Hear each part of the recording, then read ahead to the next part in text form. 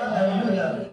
Amigos, hemos escuchado las plegarias de nuestro querido maestro Ezequiel Atahualpuzi Gamonal, compilador del Decálogo Universal, de una obra extraordinaria, una obra no superada por mentes humanas, porque es la doctrina de Dios que es justamente ya predestinado para estos últimos días, como es el apóstol Pablo, en la dispensación del cumplimiento de los tiempos.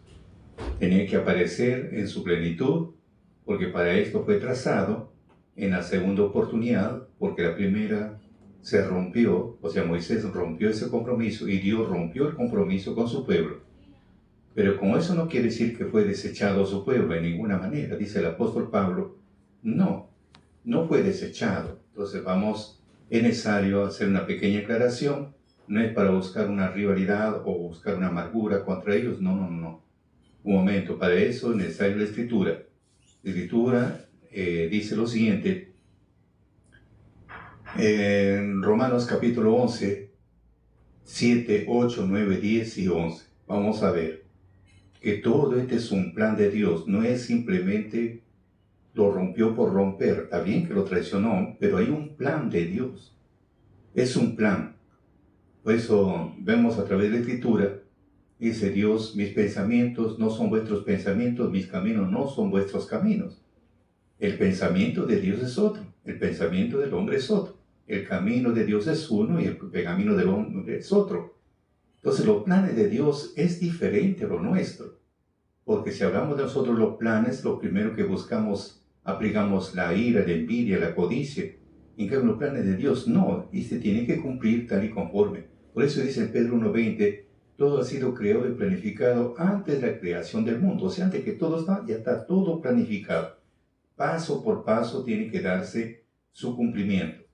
¿Por qué digo esto? Porque vemos en el caso, está bien, a través de la historia sabemos que Moisés descendió con los 10 mandamientos, y cuando descendió el pueblo se había corrompido adorando a un becerro, presentando holocaustos. Adorar significa presentar holocaustos presentar no tanto el becerro, sino a Baal.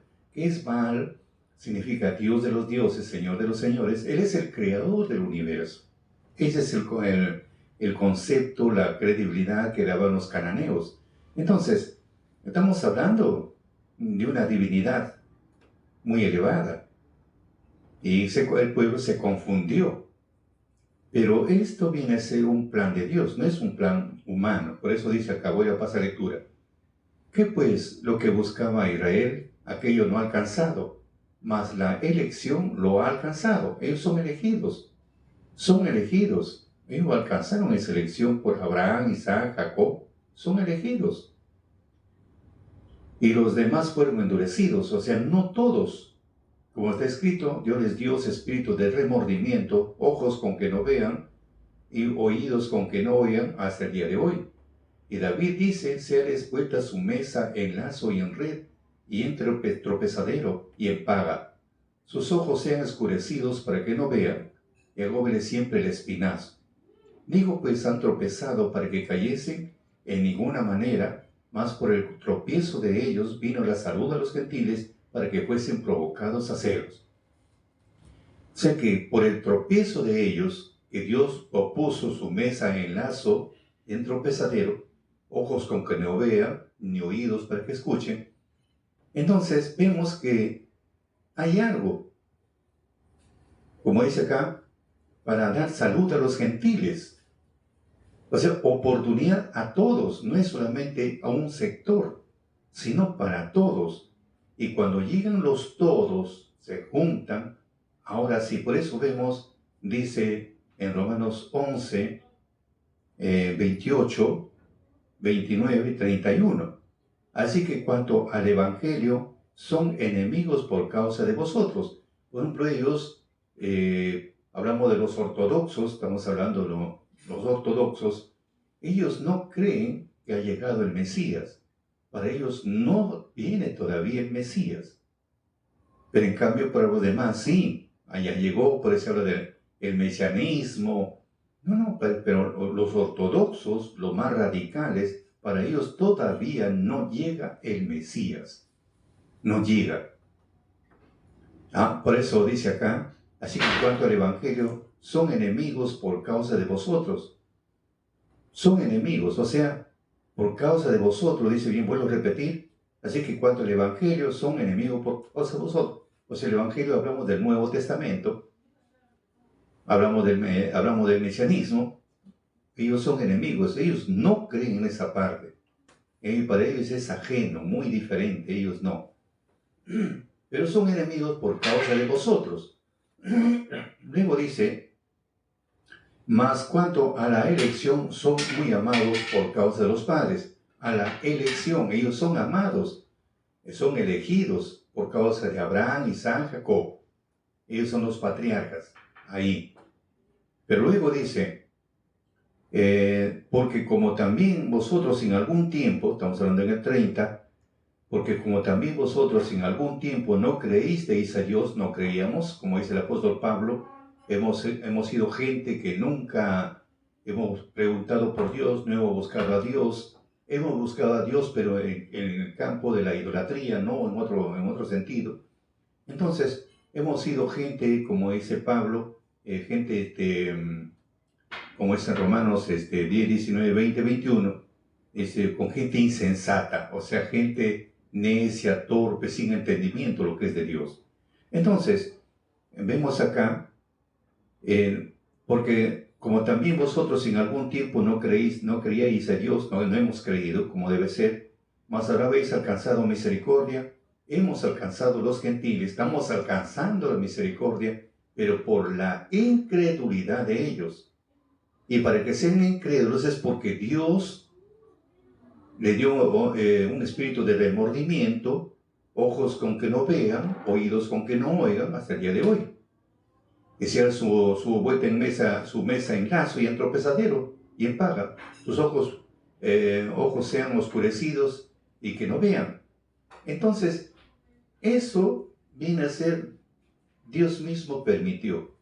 Por eso dice acá, porque como también vosotros en algún tiempo no creísteis a Dios, mas ahora habéis alcanzado la misericordia por la incredulidad de ellos. Estamos alcanzando la misericordia, pero por la incredulidad de ellos. Ahora dice en el 31, así también estos ahora no han creído, para que con la misericordia para con vosotros, ellos también alcancen misericordia. Los gentiles alcanzamos la misericordia, ellos van a alcanzar misericordia por nosotros. ¿Cómo se hace al revés? Primero ellos, y luego Dios permite endurecer su corazón para dar oportunidad a los gentiles, misericordia a los gentiles, los gentiles alcanzan misericordia y ellos van a alcanzar la misericordia, pero por los gentiles. Por eso, queridos amigos, acá no podemos decir no. Por eso dice en el 32, porque Dios encerró a todos en incredulidad para tener misericordia de todos. A las finales, puso, como dice acá, encerró a todos en una incredulidad, a todos, pero al mismo tiempo para tener misericordia de todos, porque al final se tienen que juntar tanto los gentiles, los que están escritos en el libro de la vida, y de los judíos se van a juntar y habrá una sola nación. Por eso dice en el 25, porque no quiero, hermanos, que ignoréis este misterio, para que no seáis acerca de vosotros mismos arrogantes, o sea, no porque te sientas orgulloso, soberbio, yo, no, amigos, es un plan de Dios.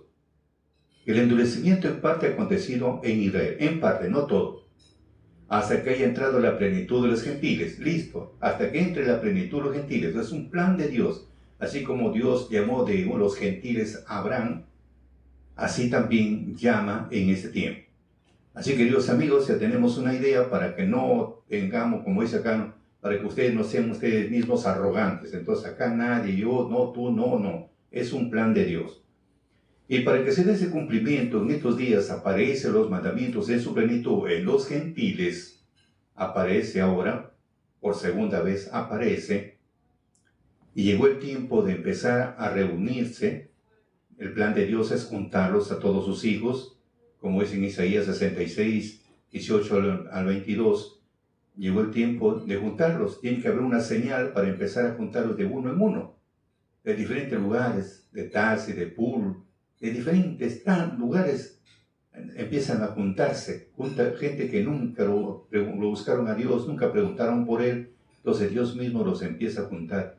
De ellos mismos tomará, dice, para sacerdotes y levitas, etcétera, dice ahí, para que les sirvan los sábados una nueva fiesta solemne con esa finalidad.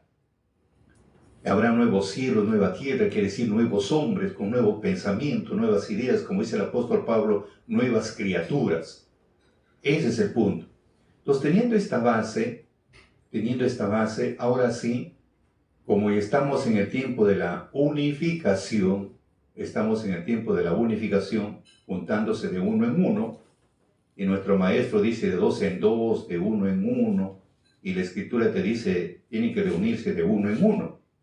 Mejor es pasar lectura, Isaías 27:12.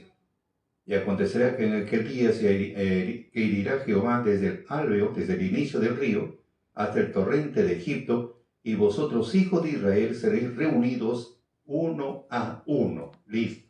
Es un plan de Dios, uno a uno, reunirse. ¿Cuándo se van a reunir? Cuando escuchen la voz de Dios. Eso decía nuestro Mesías: tengo otras ovejas que no son de este redil, me conviene traerlas. San Juan 10:16. Me conviene traerlas. ¿Cuándo van a venir? Cuando escuchen mi voz. Y habrá un solo pastor y un solo rebaño. ¿Y cuál es la voz de Dios que tienen que escuchar? Escrito está en Deuteronomio, capítulo 4, versículos 12 y 13. Dice, oíste la voz de sus palabras, pero más ninguna figura visteis. Estamos hablando en el monte Sinaí. Él os anunció su pacto, el cual os mandó poner por obra las 10 palabras. Entonces estamos hablando que la voz de Dios son las 10 palabras, y las 10 palabras son los 10 mandamientos, que en hebreo se llama Torah, que viene a ser traducido la doctrina de Dios, y en griego se le llama nomos, ley. Entonces, eso tenía que ser, tienen que escuchar y venir. No es que la voz del Mesías, no, el Mesías, la voz del Mesías. Vemos, nuestro Señor Jesucristo dijo, mi doctrina no es mía, sino de aquel que me envió. Mi doctrina no es mía, sino de aquel que me envió. Y yo no busco mi propia gloria, busco la gloria de aquel que me envió. Porque el que habla de sí mismo, su propia gloria busca. Mas yo no busco mi propia gloria, busco la gloria de aquel que me envió. Eso dice nuestro Mesías. O sea que la doctrina que le enseñó fue la doctrina de su Padre. Y traducido significa ley, o la palabra de Dios, o los 10 mandamientos. Entonces, teniendo esa base, ahora como estamos de uno en uno, como dice en Isaías, traerán a sus hermanos en literas, en mulos, lo traerán en camellos, traen como ofrendas para Dios, o traen a sus hermanos, porque esos son los predicadores que van, anuncian por acá, por allá, y van trayendo a sus hermanos para presentarlo como ofrenda para Dios. De los cuales uno de los requisitos es, como ya vienen arrepentidos, el requisito fundamental es ser bautizados, porque no solamente consiste en el arrepentimiento, no, tiene que también cumplir otros requisitos, como dice el apóstol Pablo. Tiene que haber un solo Señor, tiene que haber una sola fe, y tiene que ser un solo bautizo. No hay diferentes formas de bautizo, una sola. Un solo bautizo, no hay más. Entonces, un solo Señor, que si hay un solo Dios. Una sola fe, quiere decir, si hablamos de la fe, estamos hablando del Espíritu Santo. Es uno solo, no hay tantos Espíritus Santos acá, Espíritu Santo allá. No, es uno. Y ese uno trabaja con todos los ministerios de cada uno. Por eso dice el apóstol Pablo, que Dios a cada uno nos da un ministerio, y el mismo Espíritu es. Le da pues el don de profecías, le da el don de sanidad, etcétera, etcétera, pero el mismo Espíritu es. O sea, no hay un montón de Espíritus Santos, no, uno solo, nada más.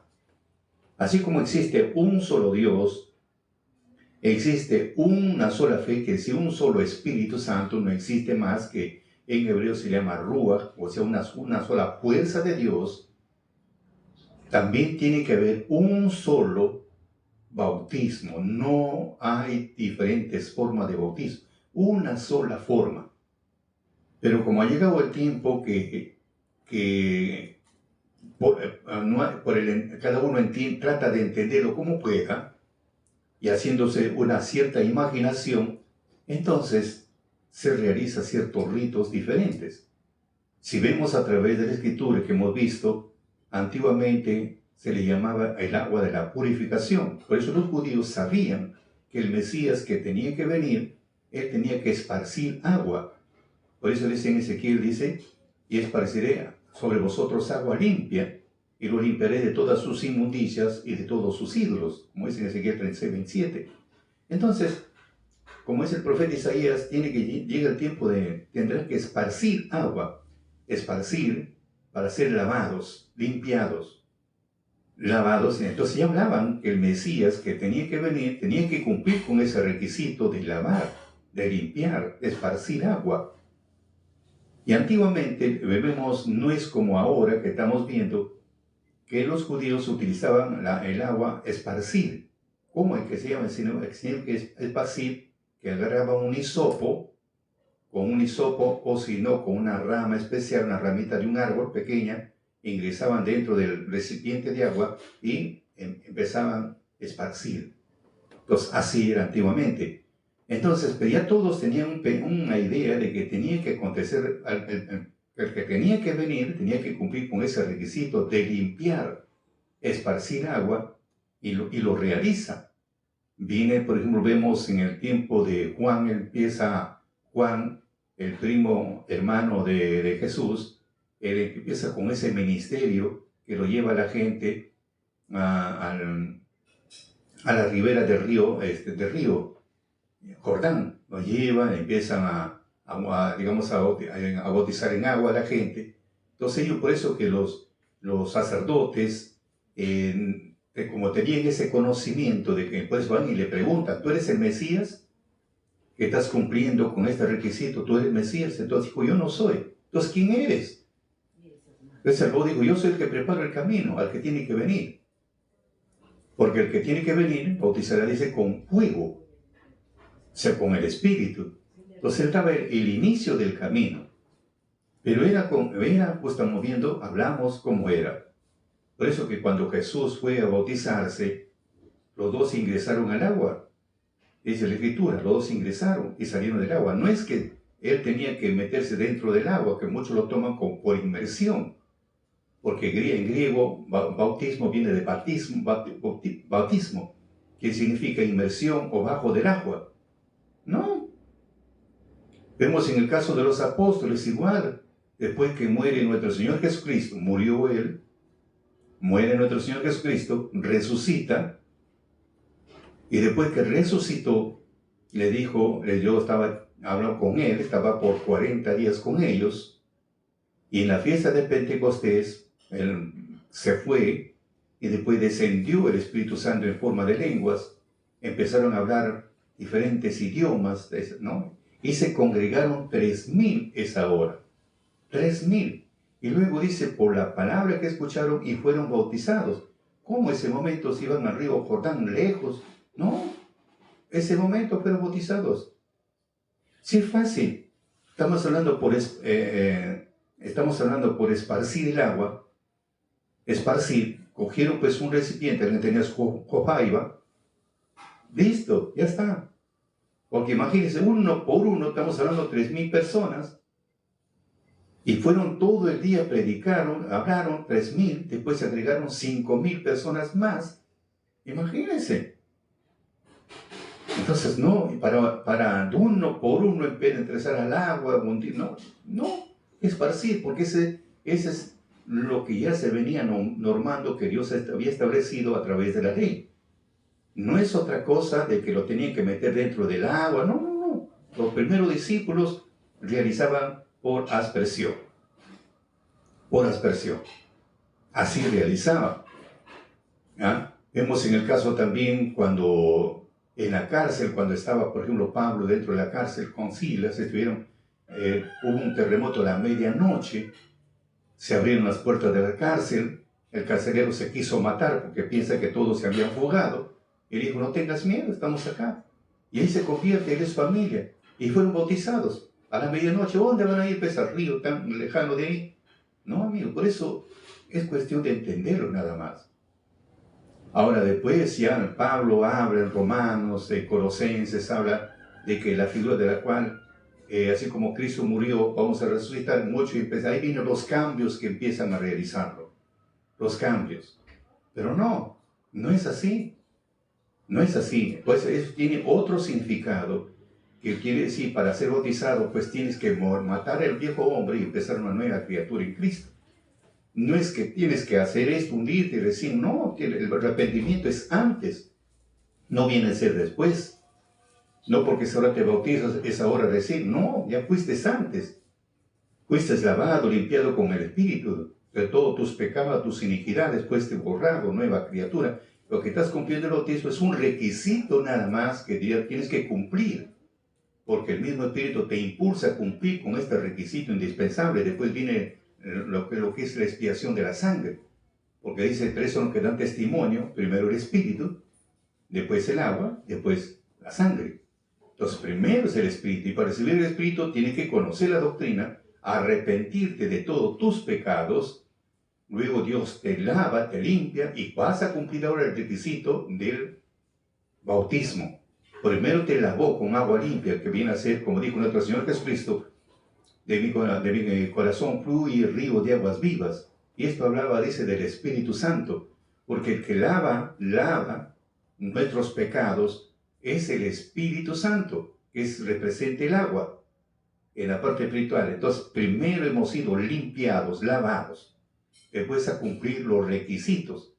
Es como estamos hablando de un artefacto botado a la intemperie, sucio, ante el polvo, ante la llovizna, ante los rayos solares, abandonado, lleno de sarro, lleno de moho, hasta que le da un mantenimiento, le saca todo el sarro, lo bien lavado, todo bien, y lo ponen operativo. Ahora sí ha cumplido los requisitos.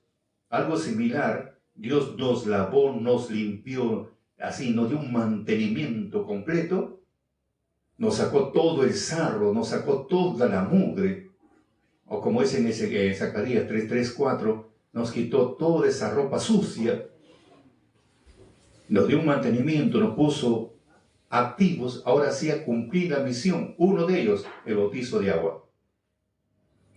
Y después viene la sangre. Esos son los puntos a seguir. Entonces, hay que entenderlo. Ahora, por eso dice nuestro maestro, existe un solo bautizo, un solo. Por eso vamos a ver una parte donde él dice lo siguiente. Nos da a entender que no puede haber, de acuerdo a Efesios 4:5, nos da a entender que no puede haber diferentes formas de bautizarse. No puede haber diferentes formas de bautizarse. Así como existe una sola fe, un solo bautizo, tengamos presente, hermanos, también hay que dar importancia al bautizo. O sea que existe, así como existe un solo Dios, existe una sola fe, que es el Espíritu, existe un solo bautizo, una sola forma también. No existen más formas.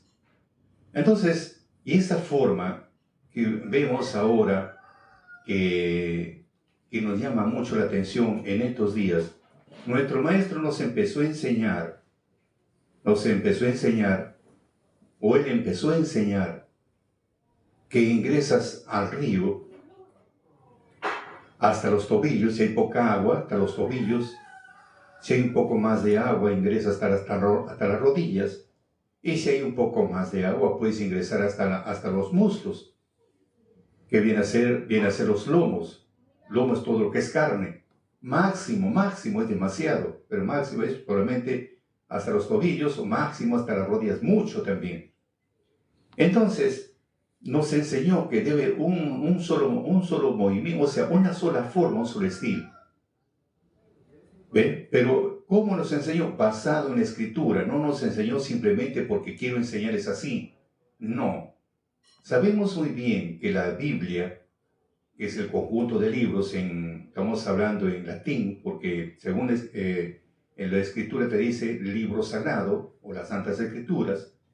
Entonces, según el libro sagrado, que lo escribieron hombres, pero bajo la inspiración de Dios, bajo el Espíritu, entonces el mismo Espíritu te empieza a instruir dónde está lo que tienes que poner por obra. No puede hablar fuera, tiene que hablar dentro contexto tiene que hablar lo que dice el Espíritu, no puede hablar otra cosa. Si hablamos, por ejemplo, del bautizo, le está diciendo que tiene que ser caminando, tiene que ingresar, máximo el agua le puede dar a los tobillos, o puede llegar, digamos, puede llegar a los tobillos, o puede llegar hasta las rodillas, es porque hay una base para poder poner en práctica. ¿Ve? ¿Cómo son las cosas? ¿Ya? Porque, ¿en qué se basó nuestro querido maestro para decir que es así? De acuerdo a Ezequiel 47, 3 y 4. Ezequiel 47, 3 y 4. Dice lo siguiente: y saliendo el varón hacia el oriente, tenía un cordel en su mano. Midió 1000 codos, hízome pasar por las aguas hasta los tobillos. Y midió otros 1000, hízome pasar por las aguas hasta las rodillas. Midió otros 1000, hízome pasar por las aguas hasta los lomos. Mire, estamos viendo que era un varón que miraba al oriente, tenía en su mano un cordel, en su mano tenía un cordel, y luego empezó a medir 1000 codos 3 veces, 1000 codos, 1000, 1000, 1000. Y luego dice, hízome pasar por las aguas hasta las rodillas, o sea, con una medida, o sea, mire, algo como una historia, vuelvo a repetir. Y saliendo el varón hacia el oriente, tenía un cordel en su mano. Muy bien. Y midió 1000 codos. Midió 1000 codos, hízome pasar hasta los tobillos, o sea, de la orilla hasta allá, 1000 codos. Estamos hablando de algo figurativo, porque estamos hablando de 1000 codos, estamos hablando pues bien lejos, pero acá no algo figurativo. Pasó una, luego se midió otros 1000, pasó hasta las rodillas, y midió otros 1000 codos hasta los tobillos, hasta los muslos. Entonces vemos 3. Pero vamos a ver qué dice nuestro maestro. Quiere decir, bueno, el creyente avanza hacia el río para bautizarse. Ahí se encuentra el hermano sacerdote, dice la Escritura. Tiene que ser un varón. El varón que va a bautizar no puede ser una hermana. Entonces el hermano sacerdote para bautizar tiene que estar con la mirada hacia el oriente, a la salida del sol. Asimismo, el hermano creyente, eso es así. Ahora tampoco puede estar en la profundidad del río. Miren, no puede estar en la profundidad del río. Y si es agua fluyente, imagínense, lo puede llevar pues también. Por eso dice, luego dice, no puede estar en la profundidad del río, dice, a la letra, a la altura de los tobillos. A la altura de los tobillos, porque midió 1000 codos. O máximo hasta los lomos. Estamos hablando 3 veces ya. Muy bien, cuando dice tenía un cordel en su mano, quiere decir que tenía un instrumento de medida precisamente para medir la cantidad de agua. Ahora, los 1000 codos, cada 1000 representa una unidad. ¿No es así? Entonces, si tenemos 3 veces 1000, representa 3 unidades. Quiere decir que 3 veces pasará la medida la misma cantidad de agua en la vasija que tenga en la mano. El hermano sacerdote, eso es así, 3 veces en el nombre del Padre, del Hijo y del Espíritu Santo. Esa es la interpretación correcta. Muy bien, entonces la misma cantidad de agua se echará sobre la cabeza del creyente, como dice Eclesiastés 9:8. Sobre la cabeza tiene que echar el agua. Entonces, como base pone Eclesiastés 9:8, en todo tiempo serán blancos tus vestidos, y nunca falte ungüento sobre tu cabeza. Entonces pone algo figurativo del ungüento sobre tu cabeza, la cabeza. Entonces dice nuestro maestro, ¿ve? Sobre la cabeza del creyente 3 veces derrama la vasija de agua, diciendo, te bautizo en el nombre del Padre, la primera vez, en el nombre del Hijo, la segunda vez, y en el nombre del Espíritu Santo, la tercera vez. Eso es así porque las Sagradas Escrituras nos manda a predicar y a bautizar a todos los gentiles en el nombre del Padre, del Hijo y del Espíritu Santo, como dice Mateo 28:19. Por tanto, ir a doctrinar a todos los gentiles, bautizándolos en el nombre del Padre, del Hijo y del Espíritu Santo. Por eso dice nuestro Maestro, ahora solo nos queda dar cumplimiento ello, y ya somos conocedores del misterio sobre el bautismo. bautizo sagrado del pueblo. Solo les pido, no desmayen ni piensen abandonar su misión. Los tiempos ya son cumplidos porque el juicio de Dios ya está sobre nosotros, solo nos queda obedecer, tengámoslo presente. Entonces vemos, amigos, el procedimiento según la Escritura, no según lo que yo opino, más o menos, según la Escritura. Pues estamos viendo a través de la historia cómo era con hisopa empezaban a esparcir el agua y esperaban de que el Mesías tenía que realizar este rito. Se cumplió, ya, y vemos los primeros convertidos como eran, no es que lo llevaron al río, y tampoco no se necesita cantidad de agua. Tenemos el eunuco, cuando Felipe fue, le dijo, el Espíritu le dijo, anda por ese camino del desierto, vas a encontrar un eunuco, y te acercas a él. Estaba leyendo el profeta Isaías, y empezó a hacer entender de quién se trataba, y estaban pasando por ese lugar, según cuentan ahí los historiadores que se han dedicado a investigar. Ahí no hay ningún tipo de río, no hay un oasis, simplemente un lugar donde cae gota a gota, un pequeño charco de agua, que ahí se va perdiendo ahí en la arena, nada más, no existe más. Y ahí ese pequeño charco sacó un poquito de agua, y lo echó sobre su cabeza, y listo, ya está bautizado. Ahí nos ponemos a pensar. Por eso, queridos amigos, pensemos bastante. No es que todavía tienes que meterte dentro del agua, sumergirte. No, amigo, no, las cosas son diferentes. Ahora, según la Escritura, por ejemplo, para ser bautizado, siempre tiene que ser un día sábado. Ahora que está normado en esos días, tiene que ser un día sábado. ¿Por qué un día sábado? Porque eso tenemos que entender. Tiene que ser un día sábado, no es otro día. Tenemos en el caso de Lidia, por ejemplo, había un templo que estaba cerca del templo de los judíos. Había un templo cerca a un riachuelo. Había un templo de los judíos. Dice que se entraban los días sábados. Pablo asistió a esa reunión, y salió de ese lugar y encontró unas mujeres que estaban lavando ropa y tantas cosas a la ribera del río, y les empezó a predicar. Y es así que Lidia escuchó muy atentamente el mensaje de Pablo, y luego su corazón se abrió para con Dios. Entonces le dijo, ¿qué me impide para ser bautizado? ¿Me puedo bautizar? Dijo, claro que sí. Y lo llamó a toda su familia, y se bautizaron esa hora. Lo llamó a toda su familia. ¿Qué día era? Un día sábado. Ahí fueron bautizados, toda su familia. Ahí estamos hablando de niños, de repente hasta recién nacidos, qué sé yo, pero todos fueron bautizados. Fueron bautizados en el día del sábado. Ahora, ¿por qué tiene que ser justamente en el día del sábado? Porque el sábado, queridos amigos, es una fiesta de Dios. El sábado es una fiesta netamente de Dios. No es una fiesta, no es un día como todos los días. Por eso decía Pablo en Romanos, todos los días no son iguales. No son iguales. Pero el sábado es un día, un sábado especial, un día especial para Dios. Porque dice Levítico 23, 1, 2 y 3, viene a ser la fiesta de Dios. Mis fiestas, dice Dios. Mis fiestas, es una fiesta de Dios, donde hace una invitación a todos sus hijos. Como dice en Isaías, todos, como dice en Isaías, tendrán que venir a adorar a Dios en los sábados, lunas nuevas. Es un día de adoración a Dios ese día. Es un día donde tenemos que adorar a Dios, y adorar es con sacrificios y holocaustos. Entonces ese día es una reunión santa, una convocación santa, donde los fieles se reúnen para rendir culto a Dios.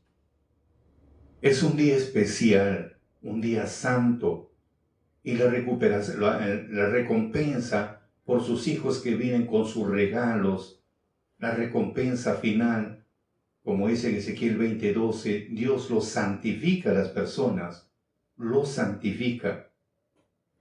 Y por último, ha nombrado sacerdotes para que los sacerdotes en el nombre del Creador los bendigan. Entonces, ese es el misterio del sábado. Por eso dice en Isaías 58:13, en ese día especial no es para que el hombre haga su propia voluntad. No es para que ande en sus propios negocios, no es para que ande en sus propios caminos. Ese día es para andar en los caminos de Dios, para hacerlo, andar en los negocios de Dios, para andar en los dichos de Dios. Eso es el día del sábado. Por eso se habla que es un día especial. Y en ese día son las ceremonias que se llevan a cabo. Porque los demás días, como es en Éxodo, 6 días trabajarás, pero el día del sábado descansarás. Tú, tus hijos, tus hijas, tus siervos, tus animales. Ese es un día de descanso. Así, queridos amigos, es un día del sábado, tiene que ser esta ceremonia donde se reúnen los fieles. Y los fieles, como están cumpliendo con este requisito del bautismo, entonces empiezan a base de una ceremonia, quiere decir, de cantos, de alabanzas, empiezan ahí a realizar este rito sagrado, a cumplir, dándoles la bienvenida a los nuevos integrantes que Dios los está llamando de uno en uno, porque están escritos en el libro de la vida. Por eso, amigos, es un día sábado este ministerio. Ahora, este bautizo tiene que ser con túnicas, con vestimentas santas. ¿Cómo es eso, las vestimentas santas? Porque hablamos de vestimentas santas. Existen dos tipos de vestimentas santas. No, de vestimenta, dos tipos de vestimenta. La vestimenta que Dios te viste al inicio, después que te convertiste, y la otra vestimenta es como eran antiguamente, se vestían nuestros ancestros, aproximadamente. Aproximado. Porque cuando uno se convierte, como dice en Zacarías 3:4, una vez que nos ha sacado la ropa vil, que es el pecado, nos dejó desnudos, nos lavó con agua limpia, y después ya nos vistió con ropa de gala. Y dice en Apocalipsis, solamente los que vencen pueden vestirse esta ropa de gala. Los que vencen nada más, los que no han vencido no pueden vestirse. Podemos disfrazarnos, que es muy diferente, pero para recibir esa vestimenta santa que es de lino fino y brillante, tiene que ser una persona arrepentida, para no terminar avergonzados, como vemos nuestro Señor Jesucristo, pone un ejemplo de un rey que su hijo se casaba. Mandó llamar a todos los invitados, no vinieron, entonces dijo, vayan a las calles, las plazas, tráiganme los cojos, los mancos, los ciegos, tráiganme a todos, me llenan ustedes el local, y vinieron. Pero luego, cuando llega el momento de la ceremonia, ingresa el rey, ingresa y ve a uno que no estaba vestido de ropa de gala, y le dice, ¿tú qué haces acá? ¿Quién te invitó? ¿Quién te invitó? Entonces, ¿pero cómo es eso que no tenía ropa de gala? No se refería al disfraz que tenía en la parte exterior, sino se refería a la ropa de gala, viene a ser de lino fino y brillante, que Dios lo viste a la persona que ha vencido. Aquel que se arrepintió de verdad, lo viste con ropa de gala, que es de lino fino y brillante. Y esta vestimenta de gala, porque es un matrimonio, esa vestimenta de gala viene a ser el Espíritu Santo. Con eso uno es revestido con el Espíritu Santo. Esa es la ropa de gala, que cada 10 de octubre se tiene que lavar en la sangre del Cordero. Ahora, como ya tenemos el entendimiento hasta ahí, la otra ropa que estamos hablando viene a ser la restauración, como aproximadamente se vestían nuestros ancestros. Son las famosas túnicas. Vemos en el ejemplo de nuestro Mesías. Él se bautizó, tenía su túnica, de túnica se bautizó, ¿no? De túnica. No se vistió, se puede bautizar desnudo, no, con túnica. Con su túnica. ¿Ve? Por eso vamos a ver a través de la Escritura. Primero vamos a ver, dice, con túnica, muy bien. Marcos 1:9, y aconteció que aquel día que Jesús vino a Nazaret de Galilea y fue bautizado por Juan en el río Jordán. Estamos escuchando claramente que Jesús mismo fue bautizado por Juan en el río Jordán. Muy bien. Entonces quiere decir que como fieles creyentes, seguidores de la enseñanza de nuestro Señor, así también deberíamos bautizarnos los verdaderos religiosos. ¿Cómo, ¿Con qué intención? ¿Cuál es el propósito de ser bautizados en un río? Ese es uno. Ahorita vamos a esclarecer. Entonces, dice acá, San Juan 19:23, dice acá: como los soldados hubieron crucificado a Jesús, tomaron sus vestidos, hicieron 4 partes para cada uno de cada soldado, una parte, la túnica era sin costura, toda tejida desde arriba. ¿Ve? Nuestro Señor siempre utilizó la santa túnica, con ella predicó, se bautizó y estuvo con ella en el día de la crucifixión. Entonces Cristo nos da el testimonio cómo debe vestirse el verdadero cristiano al momento de ser bautizado. Ahora, hasta ahí tenemos que ver que tiene que ser un día de sábado, no puede ser otro día. Tiene que ser con túnica. Vemos el ejemplo de nuestro Mesías. Siempre utilizó su túnica que no tenía costura, con eso siempre caminaba, con eso pues se bautizó, con eso también lo llevaron hasta el final. Entonces vemos siempre con una vestimenta, no fue desnudo, con una túnica. Ahora, tiene que ser, dice, en un río. ¿Cómo es un río que estamos esclareciendo? Ya nuestro maestro está hablando en Marcos 1:9. Jesús mismo fue bautizado por Juan en el río Jordán. Muy bien, entonces quiere decir que como fieles creyentes, seguidores de las enseñanzas de nuestro Señor, así también deberíamos bautizarnos los verdaderos religiosos. ¿Con qué intención? ¿Cuál es el propósito de ser bautizados en un río? Buena pregunta. ¿Cuál es el propósito de ser bautizados en un río? ¿Por qué un río? Ahora, ¿por qué un río? Jesús se bautizó en un río. El etíope, un pequeño riachuelo. Los primeros convertidos, 3.000 y 5.000, fueron con hisopo. Pero, ¿cómo? ¿Cuál es el propósito? ¿Cuál es el fin de ser bautizados en un río? Dice nuestro maestro, sabemos muy bien, como ya hemos aclarado la Escritura, que el bautismo va a limpiar de nuestros pecados e iniquidades. Vamos a ver qué nos dice la Sagrada Escritura. El bautismo hemos visto que nos limpia nuestros pecados, nuestras iniquidades. El que limpió las iniquidades, estamos viendo en forma espiritual, fue en el momento que el Espíritu nos lavó, nos limpió. O como dice el apóstol Pedro, si hablamos del bautismo, no salva, no salva, no salva, no quitando las inmundicias de la carne, no quita las inmundicias de la carne, sino una buena conciencia delante de los ojos de Dios. Así como en el tiempo de Noé fueron salvados de 8 personas de las aguas de perecer. O tenemos el ejemplo del pueblo hebreo cuando cruzaron el Mar Rojo. Como dice el apóstol Pablo en 1 Corintios 10, 1 y 2, cruzaron, estuvieron bajo la nube y bajo las aguas, ahí fueron bautizados. Pero el problema es lo siguiente: no salva, claro, te puede salvar, pero no te quita las inmundicias de la carne, no. ¿Cuáles son las inmundicias? El mal pensamiento, las malas ideas, lo que hablamos más de la cuenta, adulterio, fornicación. Eso no te salva. Por ejemplo, vemos el pueblo hebreo, salieron de Egipto, correcto, pero su corazón no salió de Egipto. Ellos fueron liberados, salvados, sí, pero su corazón no salió de Egipto.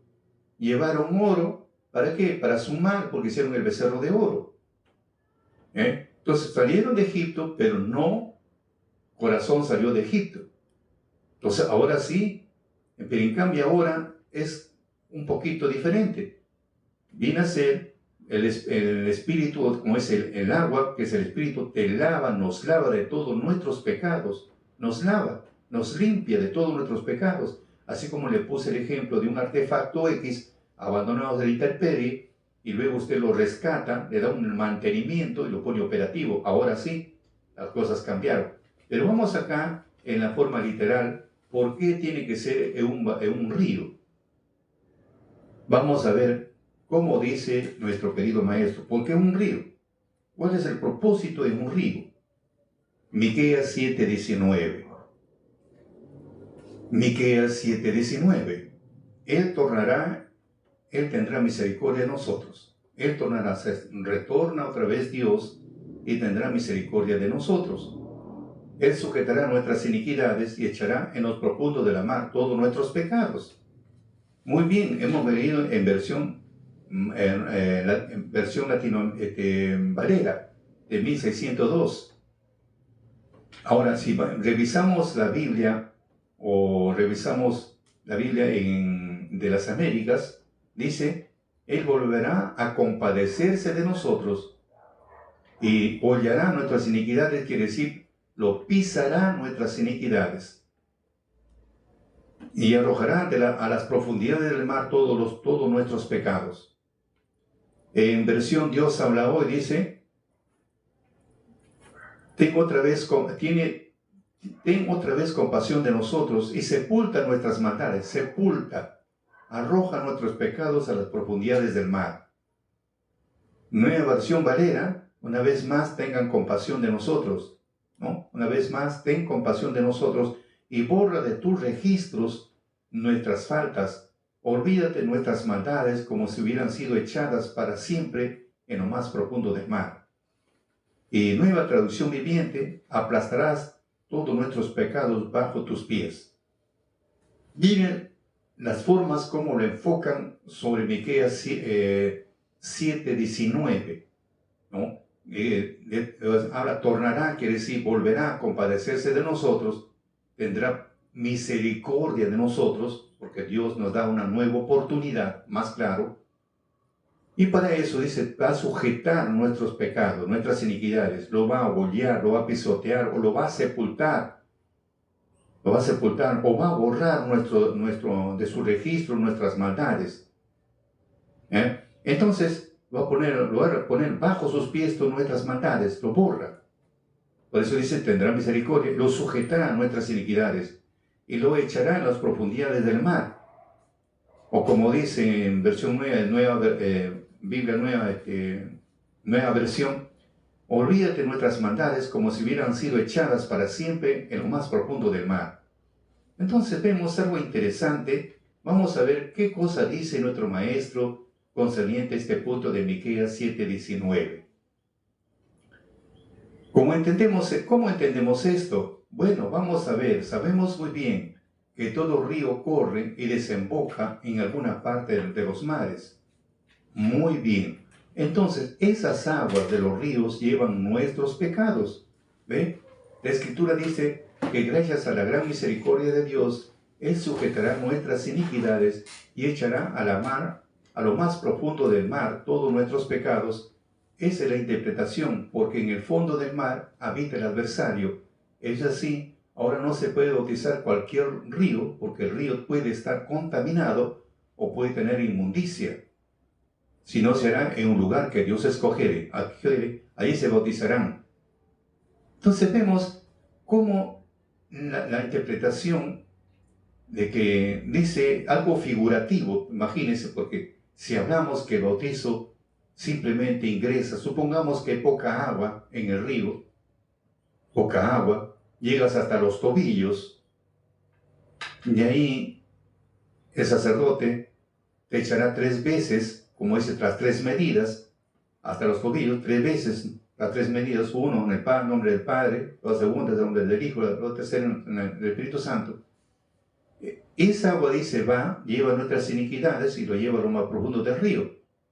Pero es algo figurativo, porque en el fondo, el que nos quitó nuestros pecados fue el Espíritu Santo que nos borró.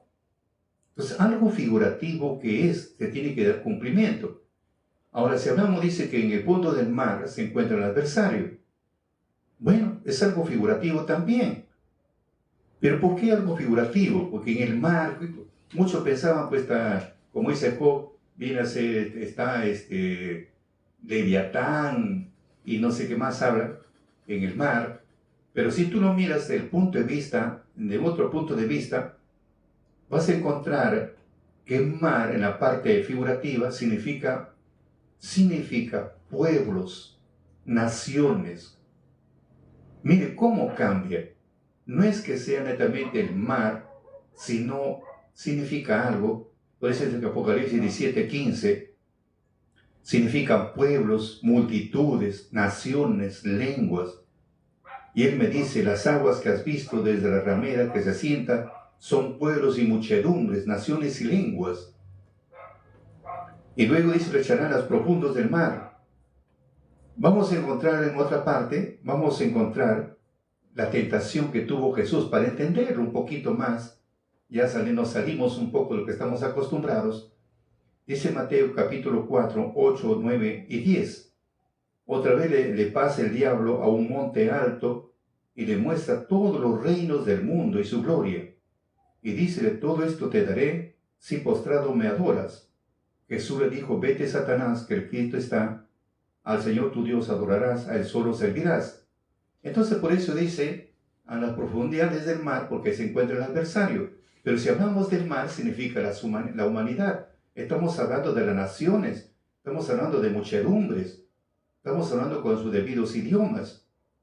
Y luego vemos acá que el diablo dice, si tú me adoras, yo te daré los reinos del mundo y su gloria. Ahí habita. No es que sea netamente el mar, sino significa algo más. Porque ahí muere el adversario. ¿Por qué? ¿Por qué muere el adversario? Porque más se da cabida al adversario que a lo bueno. Por eso dice un dicho, los hombres más se reúnen para una maldad que para un bien. Entonces, todo es maldad, y ahí el que dirige todo es el mal.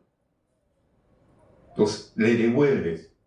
¿Cómo que es eso? Se devuelve. Lo lleva, le devuelve. Vamos a entender esta parte. Lo lleva, le devuelve. ¿Cómo es eso que le devuelve? Porque el que nos hace errar a nosotros, miren, vamos a analizar un poquito. Dios ha creado 4 puntos fundamentales, uno frente al otro, el bien, el mal. Frente al bien está el mal, frente a la vida está la muerte, frente a la bendición está la maldición. Si vemos el mal, que representa, pues el mal significa las equivocaciones, los errores que se obtienen en la experiencia, pero vamos a entenderlo. En el hombre más está predestinado para lo malo que para lo bueno. Pero ¿quién lo incita a cometer estos errores? ¿Quién lo maneja? ¿Quién lo utiliza al hombre? Es el mal. Hay espíritus negativos y espíritus positivos. El espíritu del bien viene a ser el Espíritu Santo. El espíritu del mal viene a ser todo lo que es la parte negativa. Entonces, el hombre es utilizado, más utilizado por lo malo que por lo bueno. Y nuestro maestro pone un ejemplo, dice lo siguiente. Los delincuentes vienen, toman prisionero a un dueño de casa y lo toman prisionero dentro de su misma casa. Y luego empiezan a hacer todo su cometido. En sí, el hombre es inocente. Pero ¿por qué se vuelve culpable el hombre? Como vinieron los espíritus, vinieron los delincuentes, lo utilizaron al hombre, y como no lo denuncia, se vuelve cómplice de los delincuentes. Digamos, viene un espíritu, digamos, de cometer adulterio. Me entró un espíritu de codicia. Me entró ese espíritu ese espíritu de codicia de una mujer y no llego hasta conseguir mi propósito. Entonces, ¿quién me está utilizando? Como le doy cabida, sigo ahí, hasta cometer, como dice el apóstol Santiago, hasta que se concibe y luego para el pecado. Pero ¿quién me está motivando a hacer el espíritu, ese mal pensamiento de tal cosa? Sueño, todo ahí me tiene, ahí como le doy cabida, ahí está. Como no lo denuncio, soy culpable. Entonces acá es devolverle. Se devuelve. Tú me has hecho esto, pues toma acá lo que tú me has utilizado. ¿Por qué? Porque el hombre empieza a confesar lo que lo utilizó fue el espíritu del mal. Por eso recomienda acá que el agua lo lleva al mar, porque está el adversario. ¿Por qué? Porque soy limpiado y le devuelvo lo que tú me has utilizado. Tú me hiciste mal, pues te devuelvo. Tú me hiciste mal, de que cometa maldad, pues te devuelvo lo que tú has hecho conmigo. Por eso es la parte figurativa que estamos viendo. No es otra cosa simple, porque el agua, imagínense, Usted va en agua con la venta hasta los tobillos, un ejemplo, echaron sobre su cabeza y eso es todo. Y unas cuantas gotas caerán pues al piso, caerán nuevamente al agua. ¿Y lo resto cómo? Es algo figurativo nada más.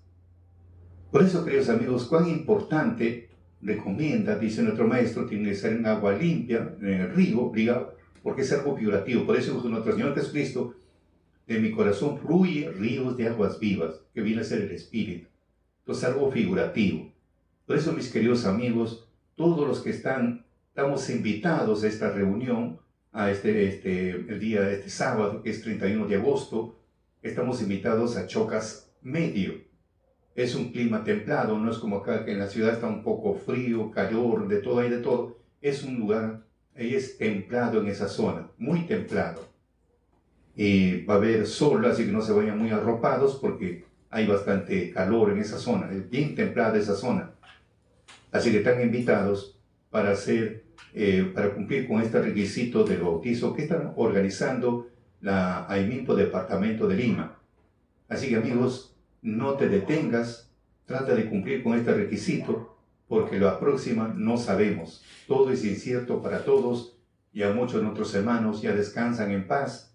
Todo es incierto, pero mientras hay oportunidad de hacerlo, hay que hacerlo.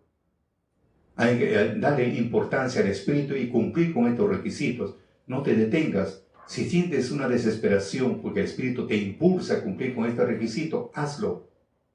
Hazlo. Ese es el Espíritu, tu fe, que te impulsa a cumplir con este requisito. Teme a Dios y no temas a los hombres. Y sigue firme en este camino que Dios estableció.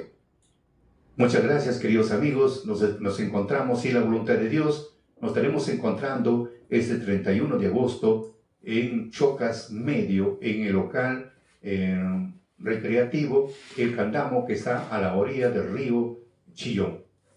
Bien amigos, para mayor información, síganos en nuestra cuenta de Santos Salazar Silva, en la cuenta de Vicky Peremerina, Instagram, TikTok, YouTube y Facebook. Y comparte, amigo, con tus amistades para llegar a más sedientos de la palabra de Dios.